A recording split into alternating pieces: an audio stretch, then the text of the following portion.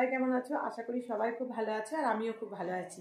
দেখো সকাল সকাল আমি আজকে অনেক সকালে উঠে পড়েছি।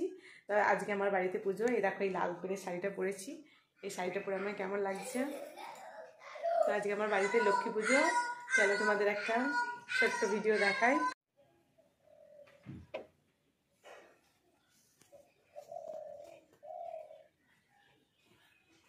এই দেখো আমার বাড়িতে এটা হরি মন্দির।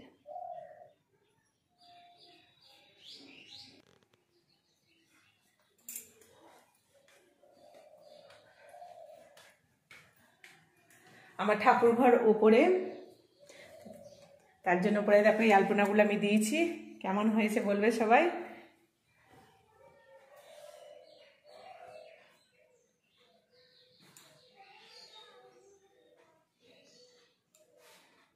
এই হচ্ছে আমার ঠাকুর ঘর। চলো খুলি ঠাকুর ঘরটা, দেখো। জয় মা লক্ষ্মী।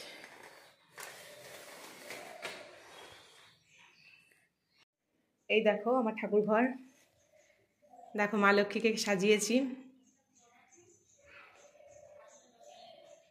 দেখো আমার ঠাকুর ঘর। পুজো হয়ে গেছে, পুজো করে চলে গেছে, কারণ হচ্ছে অনেকক্ষণ মানে আগেই পুজো ছিল, খুব সকাল সকাল পুজোটা হয়ে গেছে। আজকে তো সবাই পুজো করবে, তো ওই জন্য খুব সকালে এসেছিলো পুজো করতে। তো যার জন্য আমি আগে থাকতে ব্লগটা চালু করতে পারিনি, আমার পুজোটা হয়ে গেছে। আচ্ছা আমার ঠাকুর ঘর কেমন সবাই একটু জানাবে। আমার মনের মতো করে আমি ঠাকুর ঘর সাজিয়েছি, যা পেরেছি মায়ের জন্য জোগাড় করেছি, যতটুকুনি পেরেছি আয়োজন করেছি। জয় মা কমলা।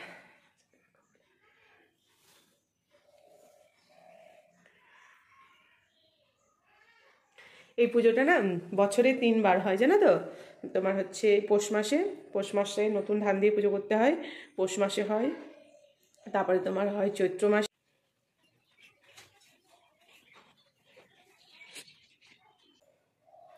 আমার পুজো হয়ে গেল, এবার একটু প্রসাদ নিয়ে জল খাবো, তারপরে রান্নার কাজে যাব।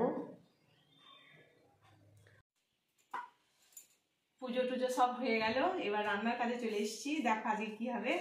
আজকে হবে লুচি, আর হবে ফুলকপি আলুর দম, আর তার সাথে দেবো এগুলো। এই দেখো গরম গরম লুচি, লুচি হচ্ছে, আর আলুর দম হবে। এবার বন্ধুরা সবাই চলে এসে আমাদের বাড়ি আজকে প্রসাদ খেতে, তার সাথে লুচি, আলুর দম, মিষ্টি আর সিমুই।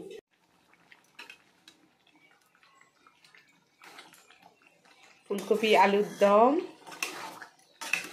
আমার হয়ে গেল।